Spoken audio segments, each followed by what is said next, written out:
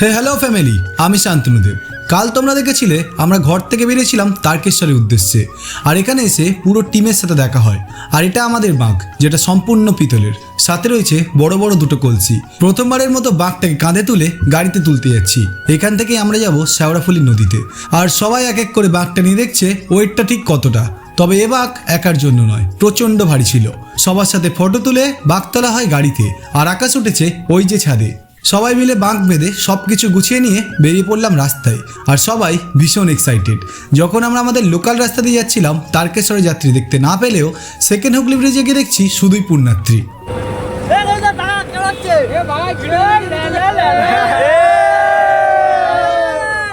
এখন আমরা ক্রস করছি সেকেন্ড হুগলি ব্রিজ, আর সবার সাথে এখানে জাস্ট আলাদাই মজা চলছিল। তারপর ঘুমাতে ঘুমাতে দেখি এক লম্বা জ্যাম, শেওড়াফুলি প্রায় সামনে। আর এখানকার ভিড় দেখেই আন্দাজ করতে পারছিলাম তারকেশ্বর যাত্রা আসলে কেমন হতে চলেছে। আর এটা শেওড়াফুলির পার্কিং গ্রাউন্ড, যেখানে সমস্ত জায়গার গাড়ি এসেছে। আমাদের মামা লেগে গেছে খাওয়া দাওয়া দিতে। সকালের খাবার খেয়ে স্নান করে বাঁকে জল তুলতে যেতে হবে এবার নদীতে। এখান থেকে শুরু হয় আসল তারকেশ্বর যাত্রা। হর হর মহাদেব বলে বেরিয়ে পড়লাম সকলে। দেখা হচ্ছে জল ভরা বাঁক নিয়ে।